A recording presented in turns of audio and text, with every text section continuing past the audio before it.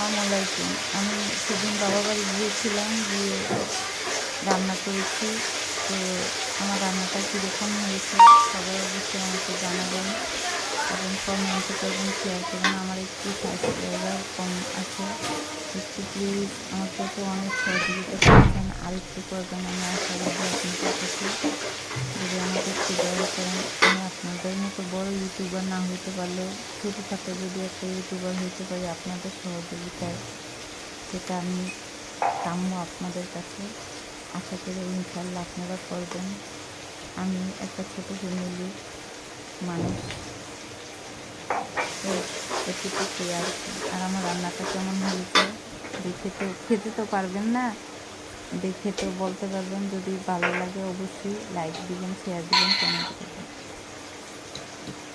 আমি প্রথমত পেঁয়াজ কেটে নিয়েছি, আগেই সব কেটে রেখেছি। তারপর পেঁয়াজ দিয়ে শুধু পেঁয়াজ আর হলুদ মরিচ গুঁড়ো, ধনিয়া গুঁড়ো, হালকা একটু জিরে গুঁড়ো দিয়েছি।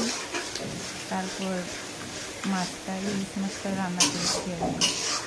তো আমি অন্য কিছু ব্যবহার করি না, একটু হালকা আদা দিয়েছি, বেশি আদা আমি দিই না। আমি ইলিশ মাছে তেমন কিছু দিই না, আমি ইলিশ মাছে কোনো মশলা খাই না। তো সেই জন্যই শুধু এগুলি দিয়েছি, বেশি কিছু দিতে পারি না। বেশি কিছু আমি ইচ্ছে করে দিই না, আমি দিই না। আমার কাছে শুধু একটু আদা আর হালকা একটু জিরে দিয়েছি। তো কীরকম হয়েছে খেতে কিন্তু অনেক মজা হয়েছে। আমাদের চাকরির মানুষ এইভাবেই রান্না করে, আমি এইভাবেই করেছি। কোনো তরকারি দিইনি, শুধু মাছটা রান্না করেছি, ডাল রান্না করছি, গরু মাংসটা রান্না করছি, কিন্তু গরু মাংসটা দেখাইনি, ভিডিওটা বড় হয়ে যাবে সেজন্য। সিলিন্ডারের রান্না। তো আমি ধনিয়া গুঁড়োটা নতুন, তো সেই জন্য একটু আপনাদের কাছে শেয়ার করলাম। আমি রাঁধুনি ধনিয়া গুঁড়ো ব্যবহার করেছি। আমরা রাঁধুনি সব কিছু ব্যবহার করি। যদি ভালো লেগে থাকে অবশ্যই আমাকে একটু সহযোগিতা করবেন। মাছটা যদি ছোটো হয়ে থাকে কিন্তু খেতে সেই চাঁদপুরের ইলিশ বলে কথা, কারণ চাঁদপুরের ইলিশটা অনেক বিখ্যাত, এটা সবাই জানে। হ্যাঁ, আর ডালটা রান্না করেছি সিলিন্ডার দেখে, আমি প্রেসার কুকারে রান্না করেছি। আর কি বলবো, আপনারা তো আমাকে অনেক হেল্প করতেছেন, অনেক সহযোগিতা করতেছেন। আলহামদুলিল্লাহ আলহামদুলিল্লাহ। এভাবে আমাকে একটু সাপোর্ট করবেন। যদিও আমি ভালোভাবে কথা বলতে পারি না, মানে আমার বুক কাঁপে। তো আমি এভাবেই আপনাদের কাছে আস্তে আস্তে বড় হব। ছোটো থেকে মানুষ বড় হয়, তাই না?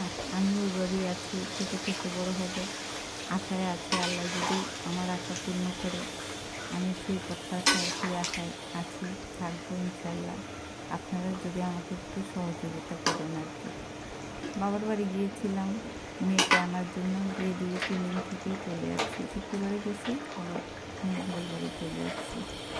এবারই 5-6 দিন ছিলাম, অনেক মজা করেছি। ভাইয়ের মেয়ে আছে, ভাইয়ের ছেলে আছে, ভাই বোন, বাবা মা নেই। তারপরেও ওই শূন্যতা আমাকে গ্রাস করতে পারে না। বাবা মা নেই যে ওইটা আমি বুঝতে পারি না। বুকের ভিতরে তো যন্ত্রণা অবশ্যই আছে, সেটা তো আর বলার মতো না, কিন্তু ভাইয়ের যে সেটা পূর্ণ করে দেয়। আলহামদুলিল্লাহ আলহামদুলিল্লাহ। আর আমার ছোটো একটা ভাইয়ের ছেলে বড়, মেয়েটা ছোটো, কিন্তু সেটি হচ্ছে আমার বাবা বান্ধবী। অনেক আদর করে কুকুরদেরকে, অনেক ভালোবাসে।